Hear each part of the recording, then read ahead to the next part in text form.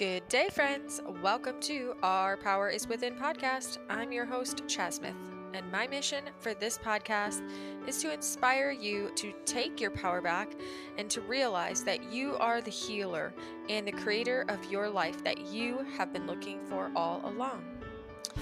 So, this week's challenge might be a challenging one for some of us out there, but the more resistance that you might find yourself in toward this challenge, the more I actually challenge you to take it on.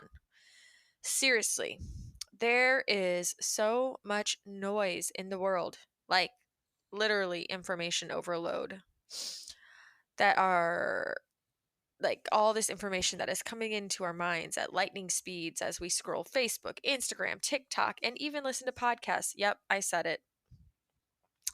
Look, everything I just mentioned, they're tools and they can be used for good and they can be used in a way that harms us. And I can admit that there are times when I am so overwhelmed by all the information overload that I feel like I just need to turn my phone off, turn the TV off, and turn the radio off and just hide in my room in silence. I often wonder how it's even possible to connect to our own inner knowing and our own inspirations if we're always taking in everyone else's opinions, beliefs, and actions and information all around us. So, my challenge for you this week is to simply start experiencing what it might be like if we cut out some of the noise and commit to yourself a 24-hour social media fast. Yes, that means no Instagram, no Facebook, no TikTok, no Snapchat, no Telegram, and no whatever else is out there in the social media platform world. Um, I would honestly even challenge you to go as far as saying no YouTube and no podcasts. But of course, after you finish listening to this one. um, but doing that for a full 24 hours. I'm curious, when was the last time you did take a full 24 hours off of everyone else's input to check in with your own? Who knows? Maybe you do this and you realize that it is so potent and valuable that you decide to dedicate one day a week media free. I think this could be a really valuable experiment and I hope that you will participate. And if you do, please let me know how it goes for you. So, our guest today is Nellie Barnett. Nellie has a very in-depth understanding of the knowledge that GNM and GHK offers us into the inner workings of our bodies and the language of our body, which you might know as symptoms. Today, she shares several personal stories of how this knowledge has supported her on her own healing journey, as well as many fun insights into the world of GNM GHK. And we even get into the concept of fasting and how this can support someone's inner work journey. Although, keep in mind, she does preface and explain that fasting is not for everybody. So, please don't hear this episode and just go out and do a long fast on your own without doing proper in-depth research and making sure that it's right for you. And just as a reminder, in case you are new to this podcast and new to the term GNM GHK, it does stand for German New Medicine and Germanic Healing Knowledge. And if this is a new concept to you and you want to understand more about its basics, look to the show notes and there'll be some episode options where we dive into GNM GHK 101 and give you some broader understanding of what that entails. For now, let's go ahead and welcome Nellie to the show. All right, Nellie, thank you so much for being here with me today. I am so excited for this conversation. So welcome. I'm very excited as well. Thanks for having me, Chasmith. Absolutely. So I think the way I usually like to start things out is kind of just open the floor for you to share a little bit about yourself, your background, and really what I'm really curious about is how you became interested and so immersed in the world of German New Medicine and Germanic healing knowledge yourself. Yeah, for sure. So this is always a really interesting question because like Germany medicine has been in my world for about 7 or 8 years now. So I think it was, what was it? 20, it's been 20, I can't even remember when I found it 7 years ago. What's that? My maths is not great. GNM's great, maths not great. Um, so whatever that is, but I always say like 7 or 8 years, but then actually when I look at it, I've kind of been in this industry and the holistic health world almost a lifetime. Like I remember when I was a kid, just not resonating with medications, just feeling like something wasn't right with the system. And like that was always there in me right from very, very young. And then when I went through I had a pretty rough like teens emotionally. Um, and then I think one of the pivotal moments for me was I met a guy when I was like 17 and he was 11 years older than me. Um, and I pretty much literally went overnight from like a straight A every Sunday church going, really quiet, good girl to pretty much sex, drugs, and rock and roll overnight with this guy. And I was thrown into this really crazy world. And through that process, like it actually ended up being a very abusive relationship. Um, and I basically, by the end of that relationship, was about 2.5, 3 years. I was in the depths of pretty much a suicidal depression. And that was, I'd had like really interesting, like smaller ones the whole way along, smaller kind of depressions. And I'd always been a pretty emotional being, but it got hectic at the end of this relationship. And that was what prompted me. So I was 19 then, 19 going on 20. And that's when I really started looking into personal development, personal growth, like really trying to understand my brain and myself. I remember going to the doctor and being like, I don't want to be here. I'm in some kind of depression, but I also don't want to take medication. What can you recommend? And he didn't really have a lot for me. I think he put me onto like St. John's wort or something, which is like a herbal remedy. But I was kind of like, okay, you guys aren't going to do anything for me. So I sort of took matters into my own hands and just really started delving into the mind.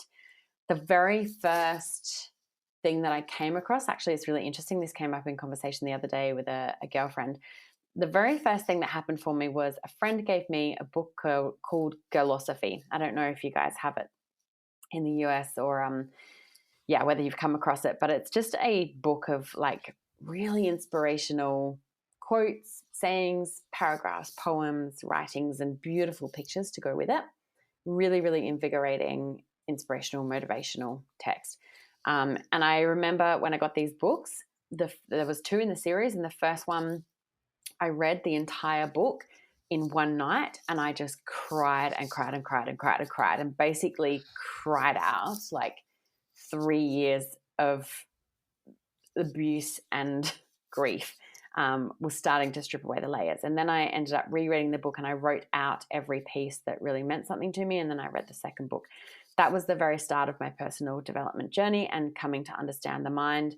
And then from there, like I sort of started uphill from there, and I went through some other interesting things in life.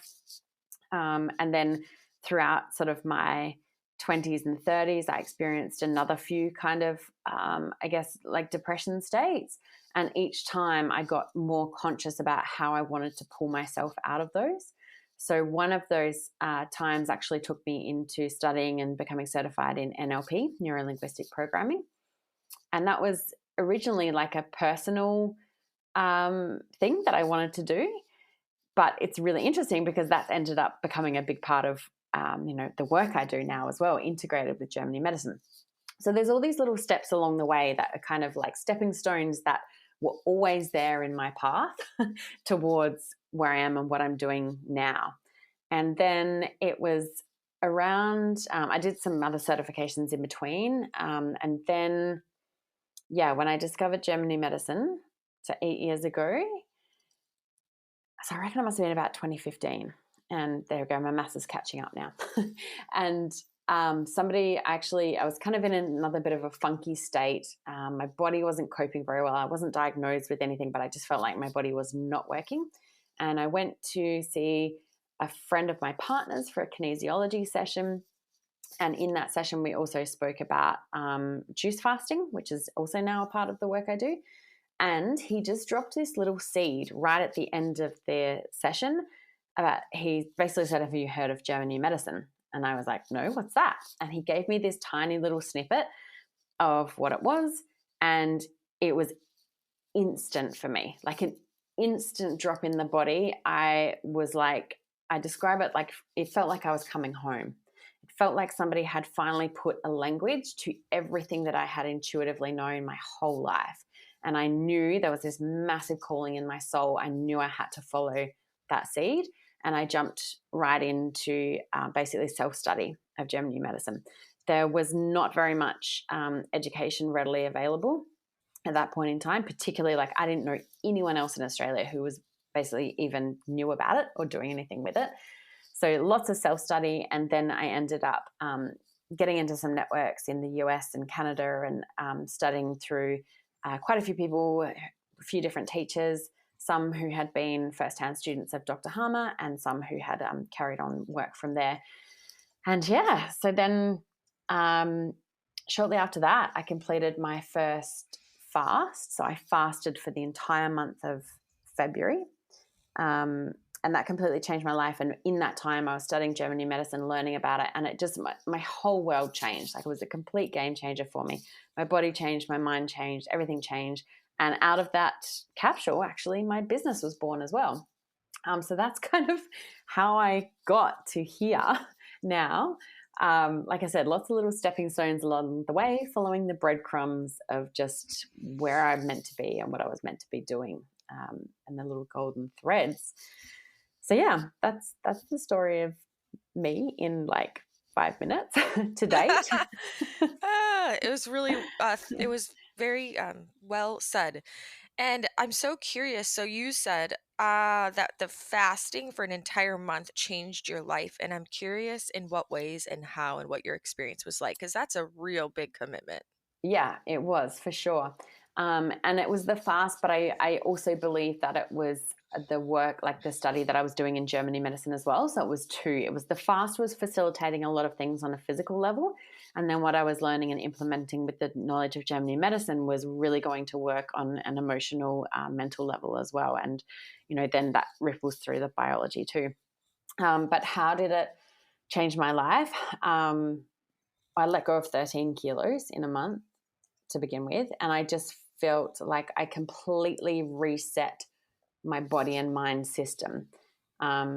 So, yeah, just like physically, obviously, big external changes. I had a bit of a Britney Spears moment at the end of it and shaved off all my hair because I just had this overwhelming feeling of like, I don't want this old information on me anymore. So I shaved off all the hair. And about 2 or 3 days before I finished the fast, I remember I had one day where it was just complete emotional, mental breakdown to break through. So I literally just cried in bed the whole day. And I remember writing down everything that was still in my mind, that was still challenging me, that I still felt triggered by, that I still felt emotion around. And I just wrote and wrote and wrote everything that I could remember from my life. And that kind of became, I guess, a roadmap for what I worked with over the coming years in terms of my own personal development and sort of stripping away those layers. So, yeah, it just completely changed the way that my body felt. It reset everything, and it completely changed the way that my mind started looking at things and feeling about things as well. So yeah, it was a pretty big commitment, like a month. I just ran straight into it. But the fast, and I just fell in love with fasting. So a fast can facilitate so many different things. Like it gives so much space on the physical level because our body it's no longer digesting, no longer has the job of digestion. So it can go to work, healing and sorting things out and really getting stuck into things. And it also gives a lot of space on the mental, emotional level too, because food has become such an addiction for so many people. It's such a crux, it's something we go to for a lot of comfort. I believe we eat far more than we need to for survival. Um, and so it gives, because again, that's not happening while, like, we're literally not pushing things down with food, gives a lot of space for that emotional, mental subjects to rise. And that's where then we can work so powerfully with Germany medicine to look at those conflicts, look at those traumas, and start the resolution process, which then results in that biological program resolution and symptom resolution. And because we're not eating, the body has lots of time and space to sort that out on a physical level too. So does that make sense about how that kind of intertwines? It does, absolutely. And so, did you do a juice fast or like a water fast? I did a juice fast that time. So that was 4 weeks of, yeah, strictly cold pressed juices. And there was quite a bit, like, there were quite a few days in there where I just didn't feel like juice. So I just had water. So there was technically some water fasting in there. And then I've done several smaller juice fasts since, and also a 16-day water fast, which again was phenomenal and just like a whole nother layer again. um, so yeah, pretty big experiences, pretty amazing. And you didn't even prepare for that. Like a lot of people suggest that you cut certain foods out of your diet and you do certain things to prepare for extended fasts, even, 3 to 5 day fasts. Mm, So yeah. that you don't have those all that pain from like withdrawals of like the glucose and well, I guess you're getting it at least still in the fruit, but how did you get any kind of like detox like pain or symptoms come up in your body? Yeah, so a little bit. So my tough patch was about a week in. I found it quite difficult. There were some headaches, but nothing, nothing like crazy, nothing super drastic. And having now guided, hundreds of people through the same process, I find that it's just so different for everyone. And we do prepare. So I did do a bit of preparation in that fast as well. So I did just start kind of cleaning up the diet for a few weeks beforehand. Um, and just being a bit more conscious about what I was eating. But I didn't go all out, but I do now. Part of what I guide through clients through now is definitely a preparation phase prior to the fasting, and a bowel detox kit as well, which I did too. So that kind of cleans out the insides, scrubs them out. So Mhm. yeah, I just find it so different for everyone. Like, some people who actually have a clean diet can have really gnarly detox symptoms and really gnarly symptoms in those first few days or that first week. And then some other people who really don't have a great diet sort of cruise through it and have nothing.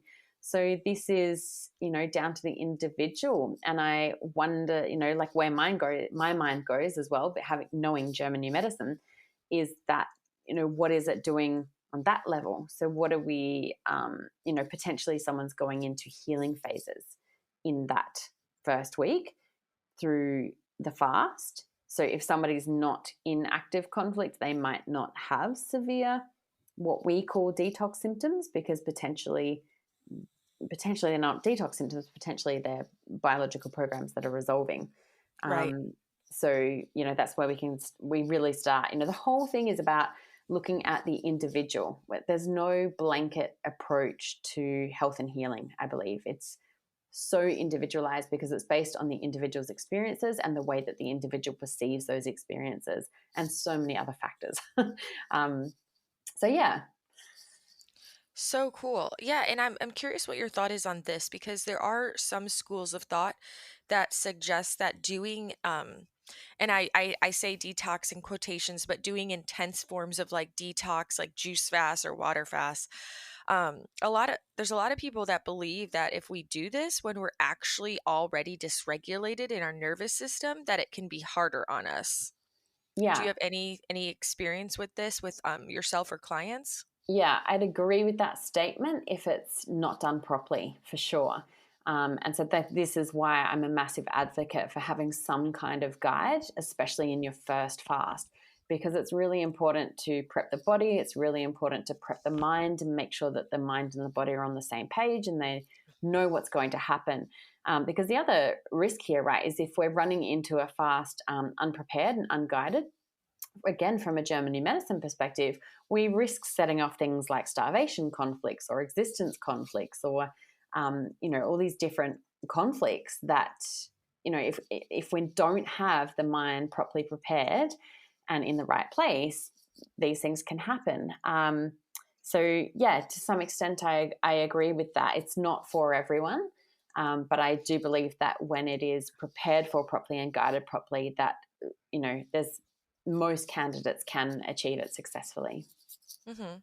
How do you personally assess, like with your clients, if it would be appropriate for them?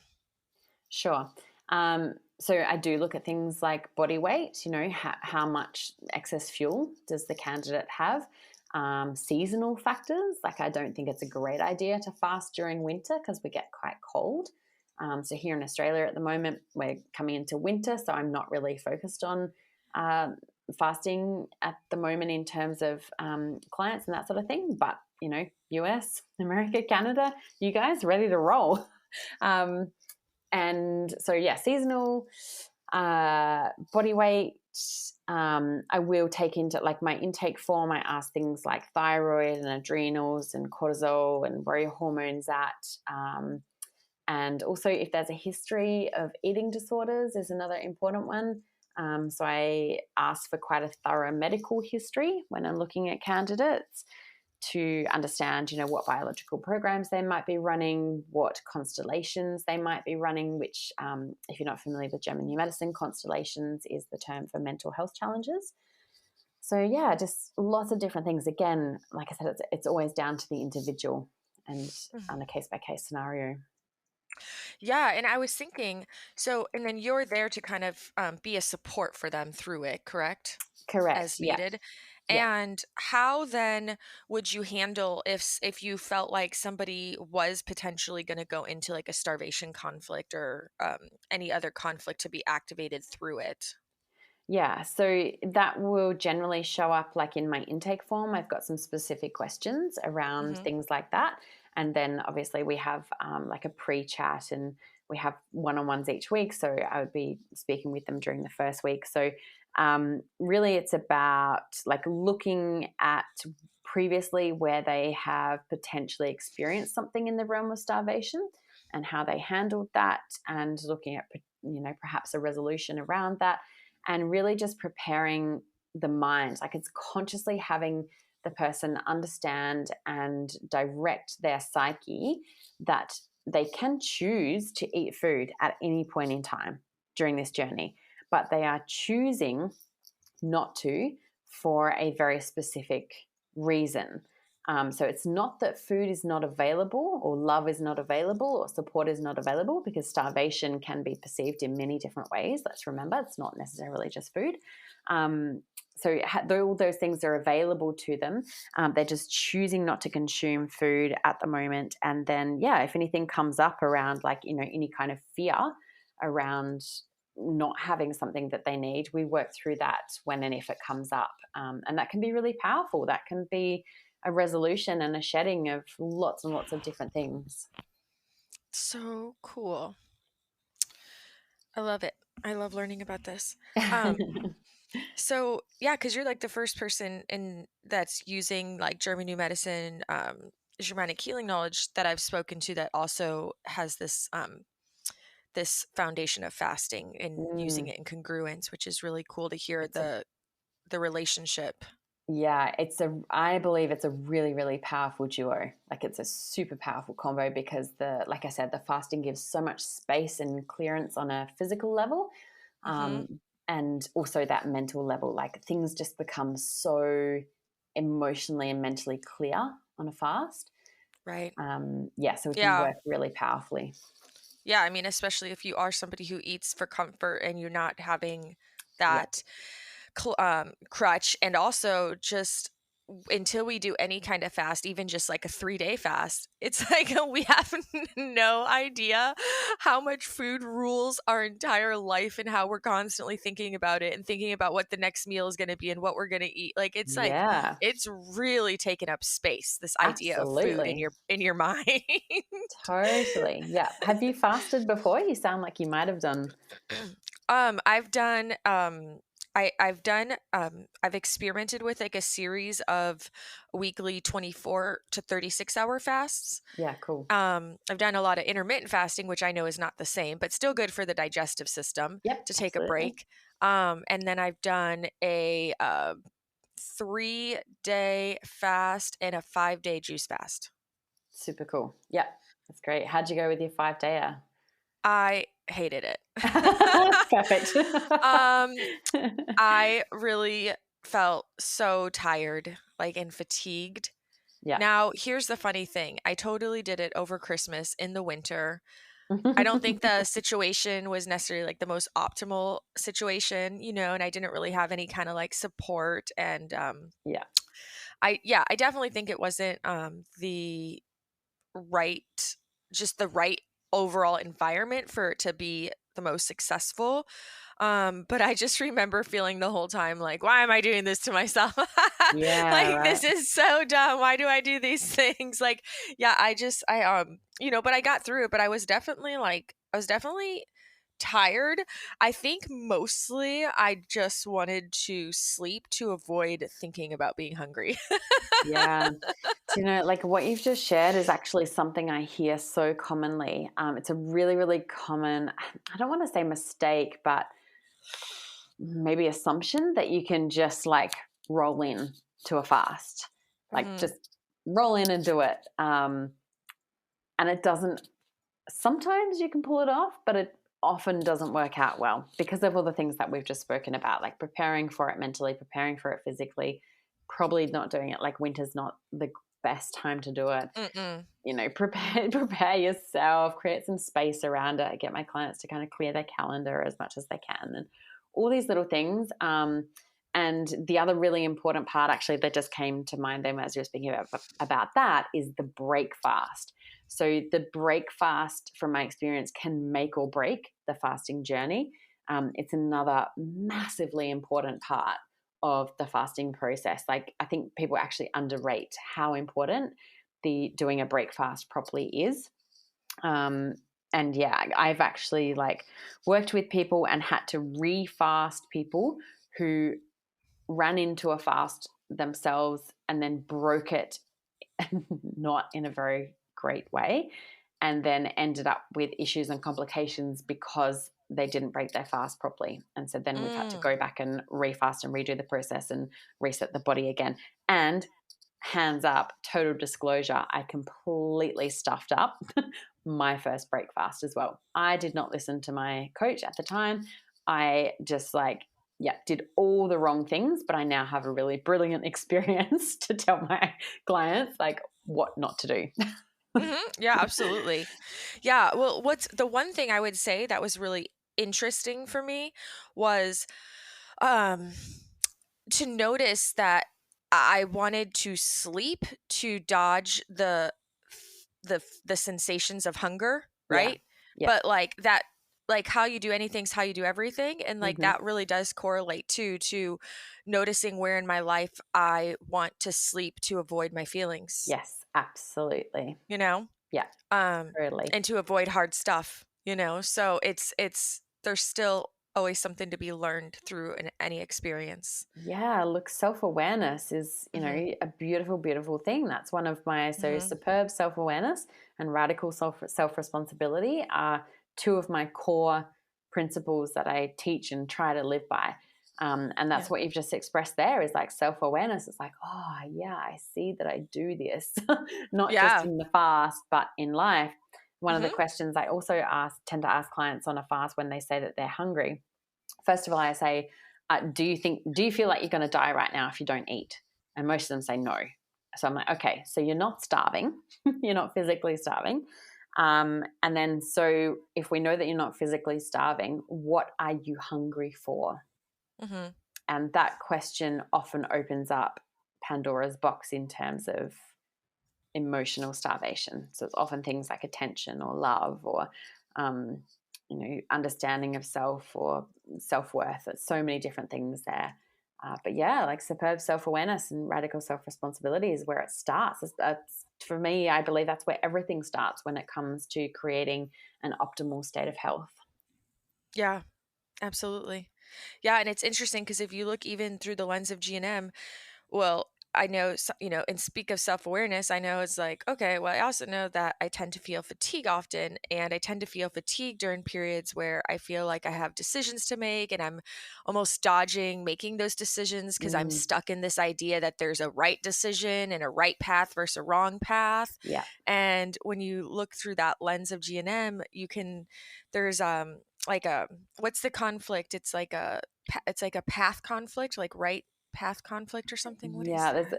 there's the Um, overwhelm yeah, the conflict. overwhelm, Um, which has to do with like feeling like you made wrong decisions or you're not on the right path. yeah. And that can lead to fatigue. And so Mm, it's like yeah. it all connects, you know? Totally, Um, yeah.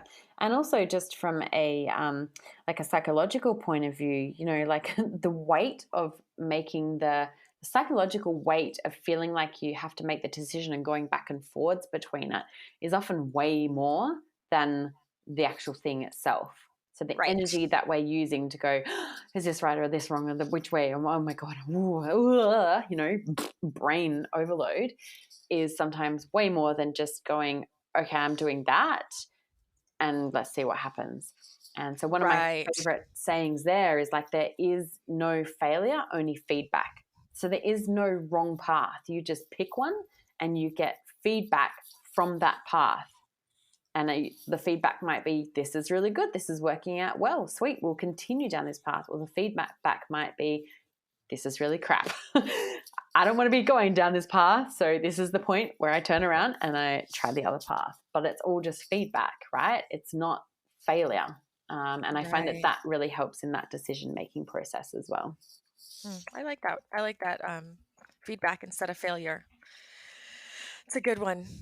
Okay, so Nellie, what we've been talking a lot about like the fasting and all that stuff, and you already explained how the combination of studying the GNM and the fasting is what really was a catalyst for change in your life. Mm, So, what were some of the ways early on that GNM did help you through healing? sure. Um, so not necessarily this one's a healing, but one of the biggest impacts that GNM had on my life was changing the way that I parent. So I realized that I guess what GNM taught me was that we have quite a responsibility when we know GNM, because we understand that the way that we behave and speak to people can potentially set off conflicts. Now, radical self responsibility, it is always up to the individual about how they perceive that communication or perceive that event. But when we're talking things like kids, they're not necessarily at that point of that self responsibility and that self awareness. And so the way that we interact and speak to and behave with our children can have a massive impact on their health and well being. So Germany medicine really changed things there for me in terms of how I parent. I really became a lot more patient and really tried to soften how I parented, I guess. Not in a walk all over me, got no boundaries way, but just in a way that was not inviting massive conflict. So opening them up much better communication lines with my daughter. That was definitely a big impact that learning GNM had on my life. And then I have for a lifetime suffered with lots and lots of different musculoskeletal pain. So lots of neck pain, back pain, shoulder pain, all that sort of thing. And again, through the Germany medicine lens, there were massive changes there. So the musculoskeletal system responds to what we call self-devaluation conflicts, which is basically anything where you perceive you have not been enough in some way. So we've got, fast enough, strong enough, smart enough, good enough, all the enoughs. So the musculoskeletal system responds to self-devaluation, and then it's got all the different sub-themes through the different parts of the body. So, for example, the neck is self-devaluation in the realm of emotional or academic intelligence.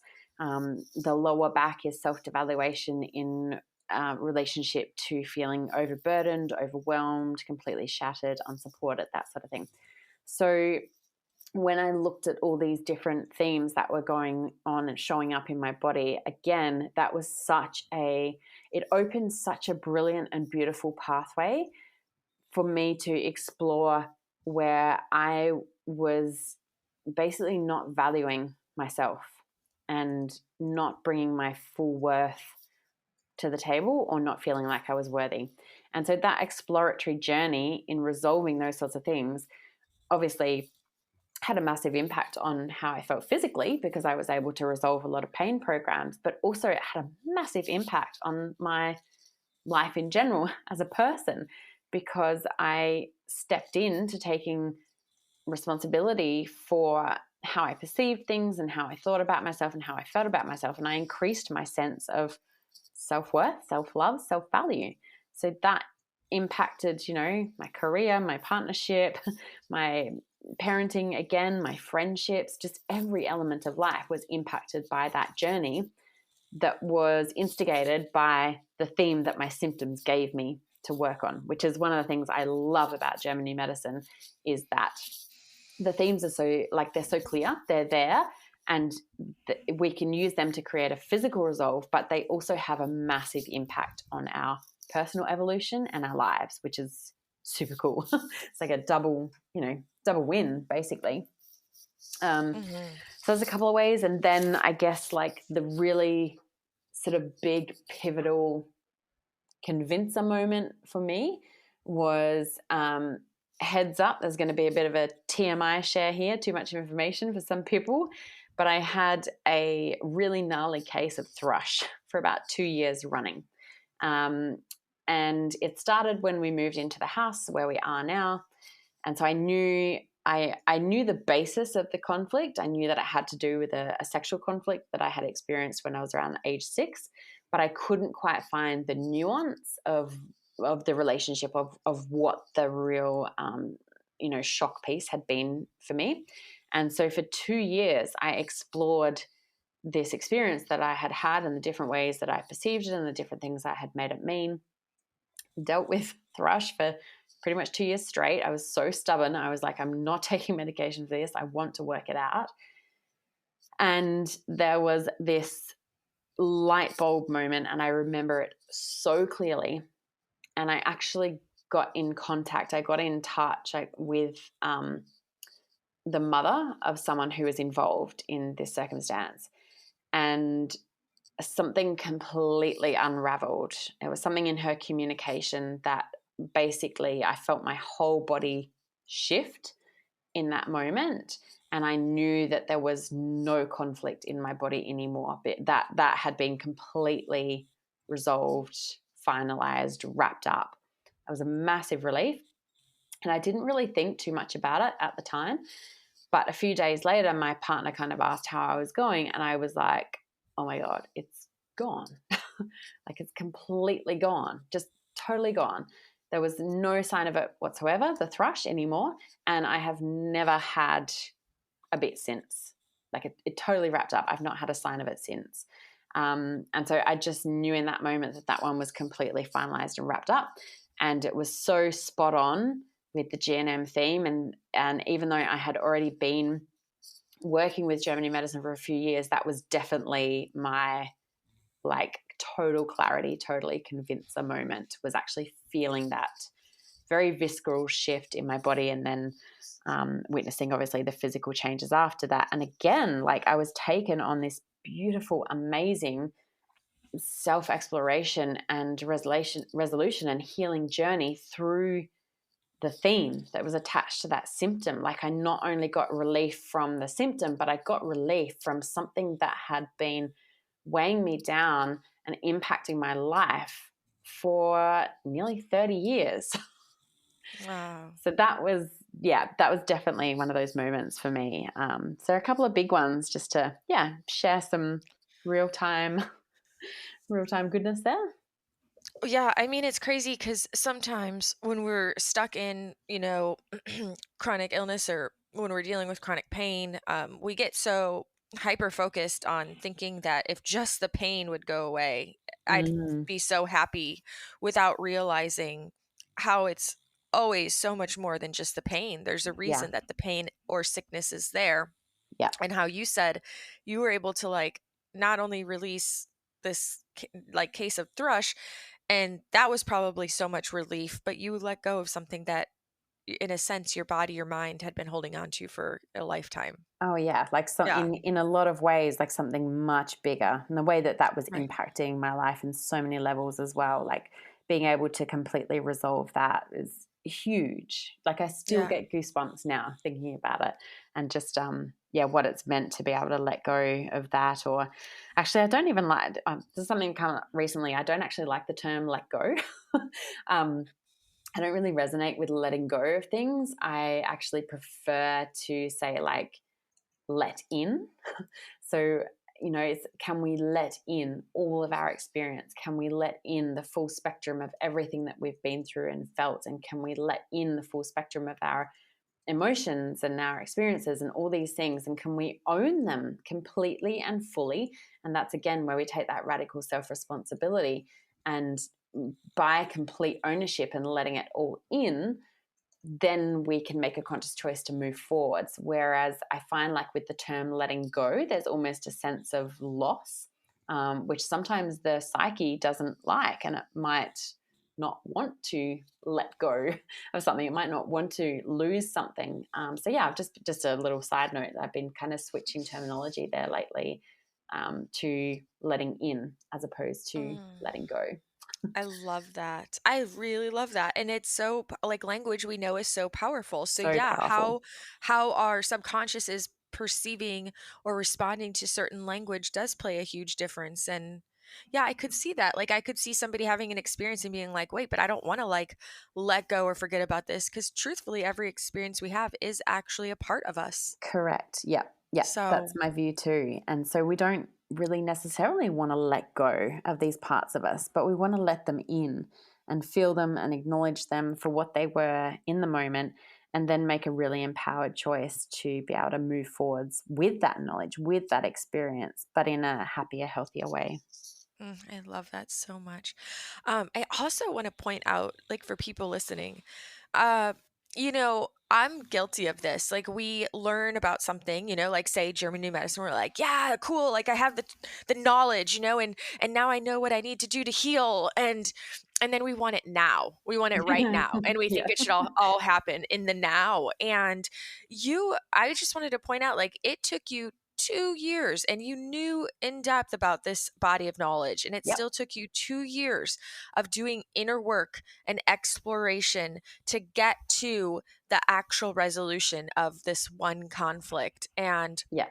um I just love that because I mean, I don't love that it took you so long, but I do love that there's realness to that, and that you like while we would love to think that German new medicine is just cut and dry, like, oh, this is this conflict, and you just find that exact situation and boom, it's done. It's like, no, maybe there's a situation you had, and you do have to explore it from different angles because from what I've understood is like you and I could both go through like the same life situation, and the conflict that you end up in could be so vastly different from the conflict that I end up in because of different perceptions. Correct. Yeah. It's And all based so, on, yeah, perspective. yeah. And so, like, when we're looking into like things that happened to us a lifetime ago, it's not so cut and dry and so easy to just be like, oh, well, that happened and it was this specific type of conflict.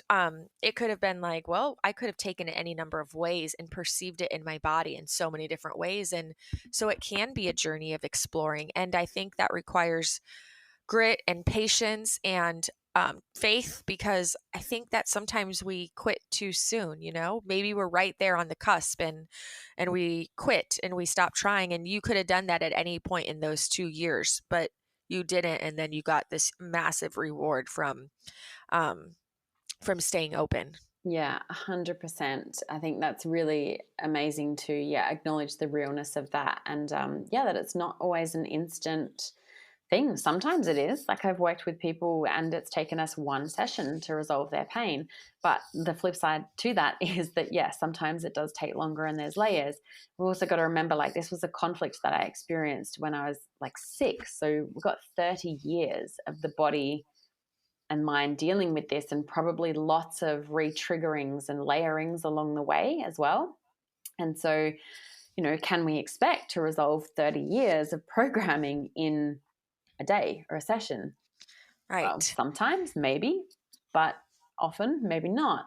And there were layers to that journey, and I knew I was on the right track, but it had nuances. And this is something with German New Medicine is often we see like it's not a cut, like you said, it's not a cut and dry theme or process. There's often really subtle nuances in the programs and in the individual's experience. And to give you an example, something really interesting about this experience for me was that it wasn't actually the specific moment of like sexual trauma that was actually the DHS, the moment of DHS or the moment of shock for me. That's not actually what it was for me. It's not what you would have thought it was. For me, it was actually being walked home after. And I remember very, very clearly being absolutely petrified that my mum was going to find out about what had happened and I was going to be disowned. That Mm. was the massive conflict for me. It wasn't necessarily what had actually happened in the what most people would perceive to be the trauma moment. It was the feeling after. And it was when I started to resolve that piece that the biological program wrapped up. So yeah, it's like there's often layers and threads to this, and we just have to explore. And this is why it can be great to work with someone else, because sometimes other people can open up little boxes for us or ask questions or help us look through little windows and doors that maybe we wouldn't have seen ourselves from the perspective of where we were sitting. Yes, absolutely. Yeah, yeah, and I love that, and I think that's just so important to highlight because I do know that, like, I do know it can be so easy to just, like, try one thing, just go to like you said, go to that point of trauma where you think it should be and then be like, "Oh, I resolved that, but I'm still sick, this doesn't work." Yeah. But we're giving up often just too soon in that regard. Yeah, and sometimes we Mhm. really have to listen with the body instead of the mind. Like sometimes it's not an intellectual process. Sometimes we have to get really quiet and really still and listen to the subtle shifts or feel into the subtle shifts in the body. Like when we think about the event that we believe is connected to the symptoms, where really is that like feeling of ugh, where's the emotional holding, where's the emotional charge? It's not always where we think it might be. And so like I said, not necessarily an intellectual process. It's often getting to know ourselves. And again, we're back at superb self-awareness here. It's like really getting quiet and getting to know our bodies and noticing those subtle shifts, like where are the goosebumps, where's the tension, where's the emotional charge, where do we feel like crying, where do we feel angry, and yeah, hone in on those parts, from a Mm, feeling body rather than a thinking body. absolutely. Mm, yep. You talked a lot about when you speak about the self-awareness and radical self-responsibility, and also when you did your fast, you said in the last couple days you cried and had a Mm. breakdown to a breakthrough, and you said you wrote everything down, everything that still charged you, everything that still triggered you, and you said this became your roadmap. And I've heard this term roadmap in the language of German New Medicine previously. So could you explain what you mean by roadmap? Yeah, absolutely. So, kind of two different contexts here, actually, but interestingly enough, intertwined as well. So, when we speak about German New Medicine being a roadmap, it's because German New Medicine it's not a modality, it's not a practice, it's not something we can use to resolve something in the psyche. It is a roadmap, it's a guidebook. So it gives us the very structured view of biological programs and symptoms and their relating themes. So it gives us the information about what's going on in the body and about what an individual has experienced in the way in which they perceived it and where in the biological program they are in relationship to, are they in conflict active phase? Are they in healing phase? That's the map, that's the guidebook, but it's not a modality. So then where we can use it is to map out what someone's experience has been like, and then use other modalities to help the individual create a resolution. And a resolution will always be created either in a practical real-time sense or in that perceptual change. Basically, the psyche has to be convinced that the original DHS or original shock is no longer a problem, and it won't be in the future. It has to be happy that that's finalized, and it doesn't need to adapt anymore to help us through that. So that's the Germany medicine roadmap piece. When I spoke about writing everything down at the end of my fast and that becoming a roadmap for me, I guess that was more along the lines of like, yeah, just acknowledging that everything that I was still holding on to in terms of emotional charges. And then I kind of used, not necessarily in a in a really it's not like I sat there and kind of ticked it off the list of this list that I wrote, but it definitely kind of sat there in my mind as all the things that I knew it was time to resolve, or it was time to let in the experience of and acknowledge the experience of and move forward from, or move forward Mm. with. So that kind of became a roadmap for me to my personal evolution and my journey towards, a better state of health and happiness. So yeah, two kind of different roadmaps, but also related. Yeah, yeah, 100%. So you explained how German new medicine, Germanic healing knowledge is not a tool; it's not a modality, and I think that's so important because I think there's a lot of people that are just overwhelmed with all these different modalities and tools and programs and ways to do things or ways Yeah. to heal, and then they hear about this and they're like thinking it's just one more tool, and it's definitely, it's like I always say, no, it's like a body of knowledge, it's an understanding, Yes. and so within that, we can use an infinite number of tools or modalities to address the healing. Through your personal experience coaching and through your own personal life experience, what have you found to be the most supportive tools and modalities outside Yeah. of fasting? Because we know that that's a big one. Yeah, for sure. And I will say that, like, not everyone in the Germany medicine world agrees with fasting either, by the Hmm. way. There Yep. is, yeah, that is a bit of an interesting topic because of the potential it has to set off, various programs if not monitored and guided properly. But anyway, back to the question. Modalities that I've found that are really useful in conjunction with Germany medicine as the roadmap. So, like I said, interesting that I studied my NLP practitioner certificate back in the day as a personal tool, because that has a massive place in the work I do now. So, basically, anything that can help with perceptual change is really, really helpful. So, neurolinguistic programming. One that I've come across recently that I absolutely love and is phenomenal is the DeMartini method. So I have to say here, I am not a certified DeMartini facilitator, although it's on my bucket list coming up very shortly. Something I would next certification I'd love to do.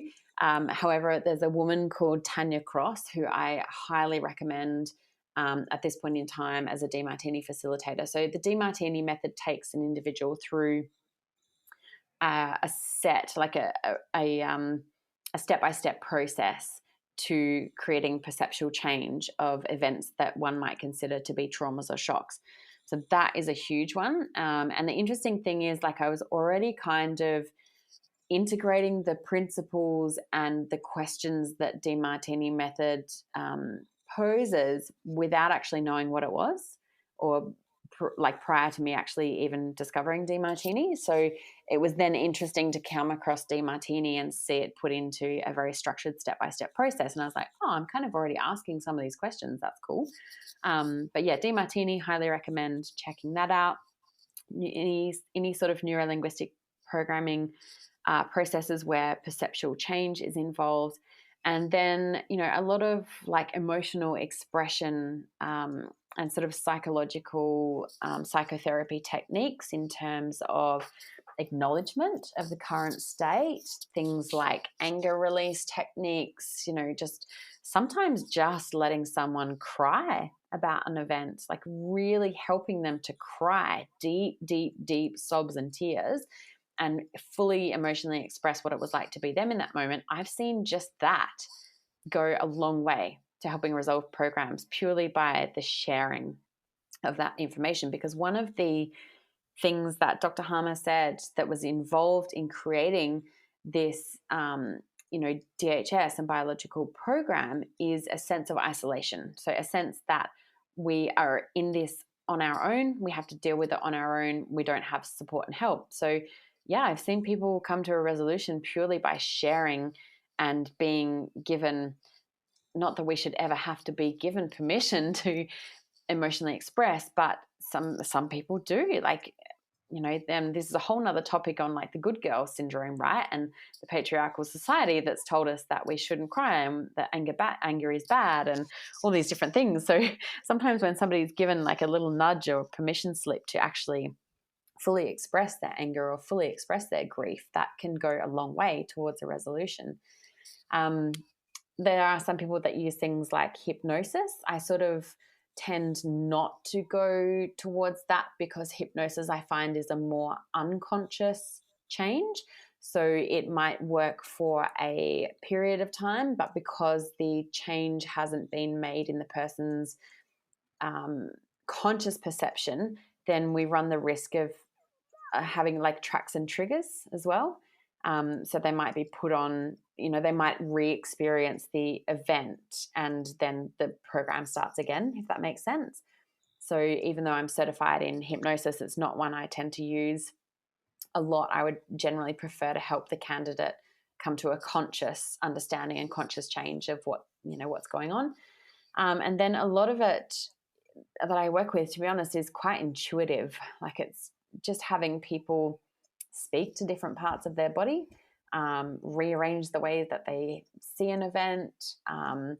I will integrate like little bits of breath work and somatic release and all these different tools. Lots of people use things like kinesiology can be really powerful as well. But yeah, that, like you said, there's kind of an infinite toolbox, and it's really about what the specific individual needs and responds best to.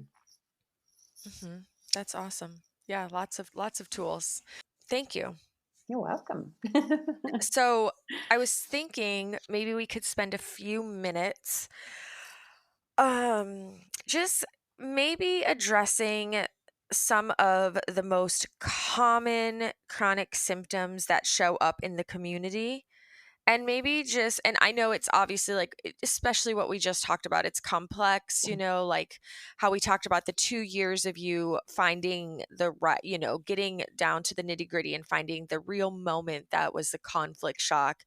Um, so I understand it's like super complex, but if there is somebody who's listening and they just really are genuinely not in a place financially where they can afford support with like a one-on-one practitioner and they want some practical tools on how they could begin to inquire into what's going on in their body on their own, maybe we can just do a couple examples of ways that people can self-support. Yeah, for sure.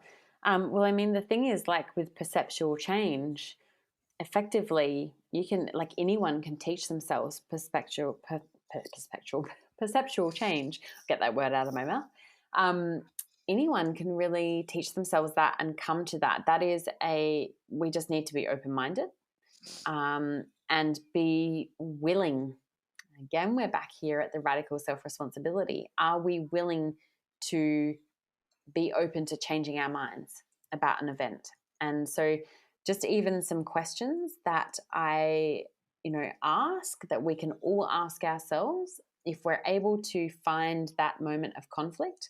Some really simple questions that can be super beneficial are things like, how is this event, or how is it that this event happened for me rather than to me?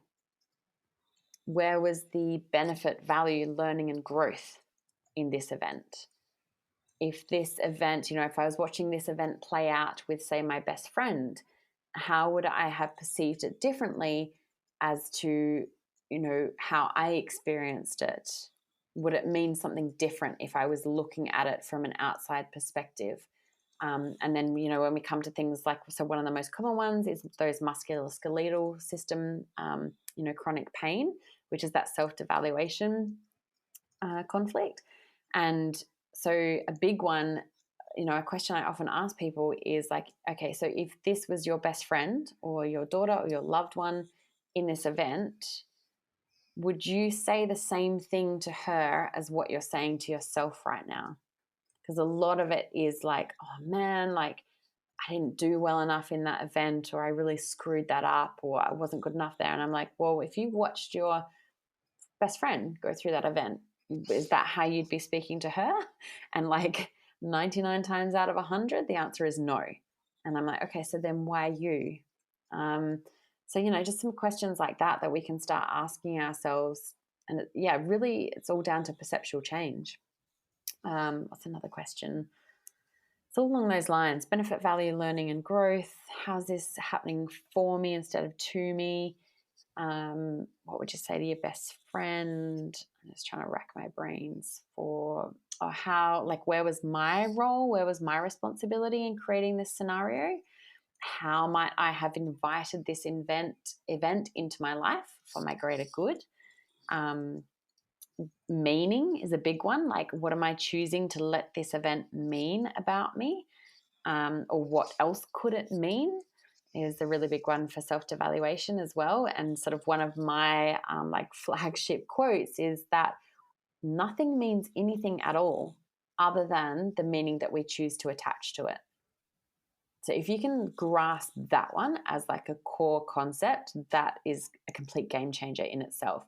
So when we experience a conflict or an event that we perceive to be traumatic, so often we're attaching a meaning to it. And if we can break down that meaning and re-choose what we're letting that event mean, that often is a massive neutralizer for people. So what else is musculoskeletal system's really common. Lots of digestive problems. So a Yeah. lot of the digestive system responds to indigestible morsel conflicts. There's often elements of like anger and territorial in there. So, what is it that you feel like you can't digest about this event? And again, helping the psyche see that actually that event was completely digestible. How is it that it was actually perfect for your path, perfect for your experience?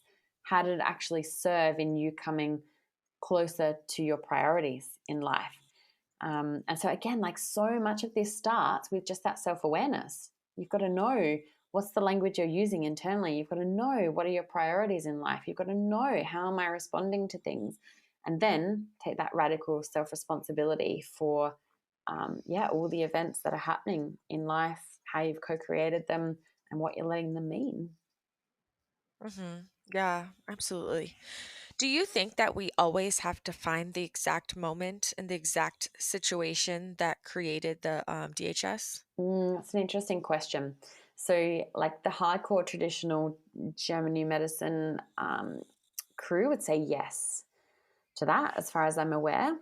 However, that hasn't necessarily been my firsthand experience. I think it definitely helps, but sometimes people just can't even remember back Hmm. when things started. Um, Yeah. Yeah. And that can be really limiting then, because if you're like, I don't remember, very much of my childhood, and you can be like, almost like, then how am I ever going to heal? yeah, you know? correct. So the question that I found really beneficial there is to ask, okay, so we know the theme of what happened because of the symptom that you're experiencing. And then so I ask, so how is this live in your life right now? Because something is carrying it forwards, right? There might have been an initiating moment, but also something has carried it forwards however many years to where we are now. So how is that theme still live in your life today? Where is it showing up? And then sometimes we can kind of work backwards. It's like, oh, well, actually, this is where it's showing up. And I've seen lots of changes just happen from addressing what's live now. And then the interesting thing is that often when we start to unravel from now backwards, sometimes along the process, they actually do end up remembering what the original trigger was in the very beginning. It's like the psyche kind of starts to feel safe to remember or unravels a little bit and things become clearer. So yeah, that's my experience with that one. Mm, that makes sense because I mean, I could see how if you had something happen and then you have like 30 years of that pattern and theme in your life, Hmm. it could be so there could be so much emotional charge around it that maybe yeah, maybe the psyche doesn't feel safe to go all the way back, but I could see that working backwards thing really playing out well sometimes. Yeah, yeah, for Mhm. sure. Do you, in your personal practice, support people who just want to utilize this body of knowledge to be better parents? Yeah, it's an interesting question. It's not something like that I have specialized in to this point in time. I sort of tend to say, my main areas that I work in are with women, women's health, mental health challenges. But the parenting thing is definitely, it's come up a few times recently. And it's definitely a live theme in a lot of people that come through my academy where I teach German medicine. So I have a lot of mostly women coming through and learning, and a lot of their driver is their parenting and their kids, and they're like, whoa, this is so valuable to how I'm going to do life with my children from now on.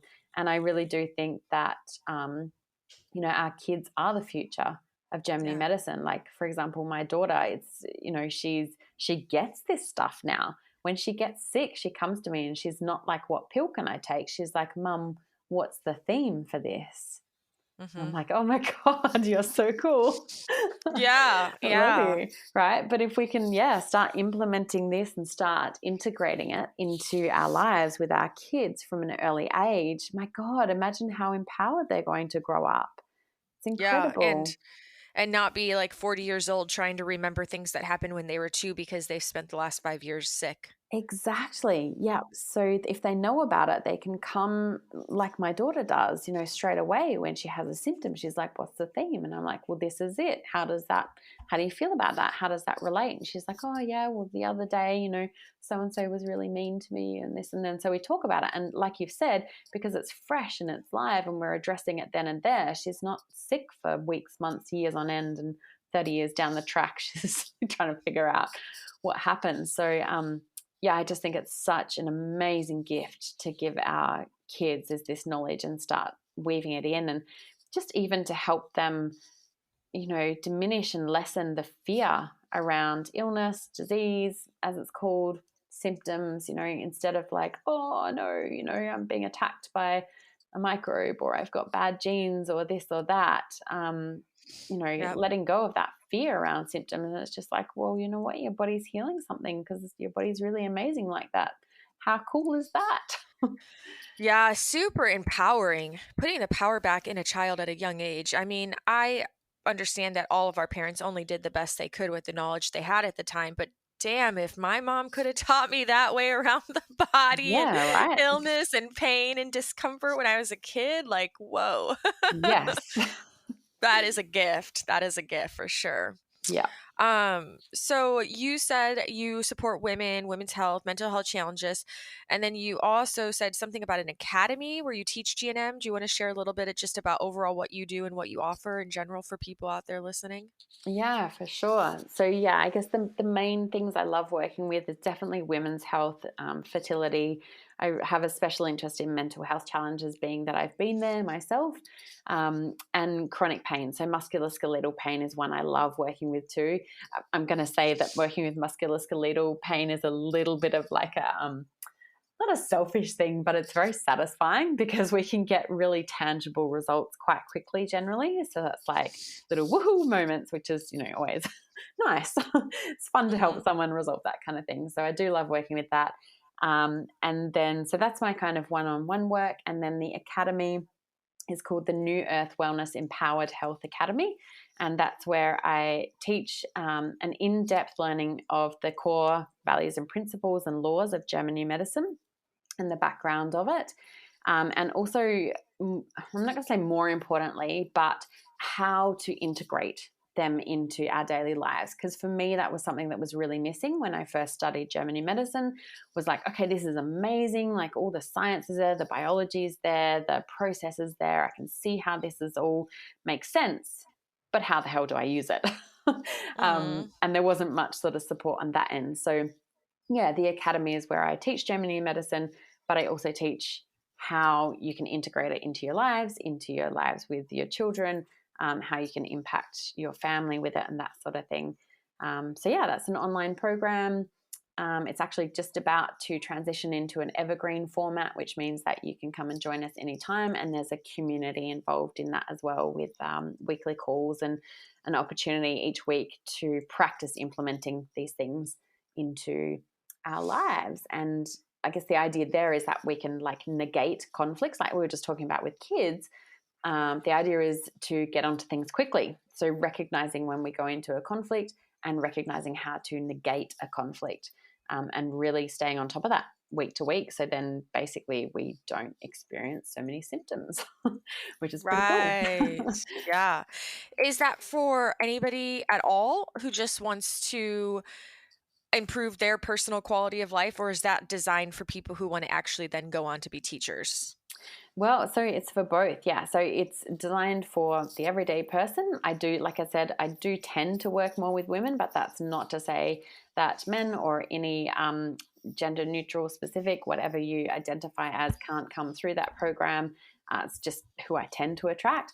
But yeah, so the everyday person can come through that course, and that's really for implementing into everyday life. And then that leads into my practitioner's course as well. So it's a practitioner's integration course, because at this point in time, there is no such thing as a German medicine practitioner or certification. However, what I can teach you is how to integrate that knowledge as a holistic health practitioner, where you might have other modalities that you bring into it, and then integrate German medicine into that practice for more elevated, empowered client success and results. So yeah, the everyday version leads into the practitioner's integration course. Ah, okay. And how can people get a hold of you? So my web, yeah, I do love to connect. I love to chat, obviously, like we're doing right here. um, but yeah, very welcome. So my website is www.nelliebwell.com. And so there's that one. And then I'm pretty active on Instagram also, which is Nellie _ New Earth Wellness. And they're the best two ways to get in contact with me. And yeah, just come say hi.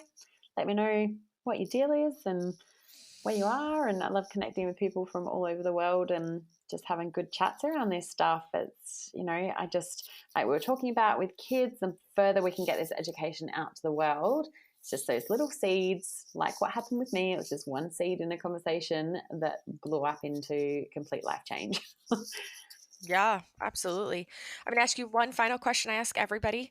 If you could only share one message with the whole world for the rest of your life, and this includes your kids, your family, and everybody else, what would that message be? Ooh, I think I'm going to come back to that one where I say that nothing means anything if you allow it to be so. And the only meaning it does have is the one that you choose to attach to it. That is such a core message for me. And I just think that if you can grasp that one, there is so much freedom and empowerment in that statement. Hmm. Awesome. Thank you. You're welcome. All right. Nellie, thank you so much for connecting with me today and sharing your wisdom, your knowledge, even sharing some of your personal experiences with us so that we can relate and connect and, take what we learned today and apply it in our world, in our journeys. And yeah, I really appreciate you. I love all the work you're doing. I love your Instagram. I love everything you share. So thank you so much. Thank you, Chasmith. And yeah, it's beautiful. So honored to be on here. Thanks for inviting me on. An absolute pleasure. All right, friends, that's a wrap. And as always, I hope that you enjoyed today's episode, and I really hope that you will take on this social media fast.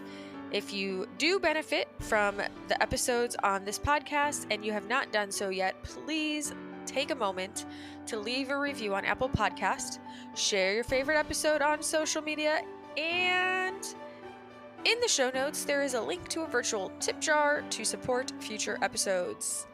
Please do not forget to make this week great.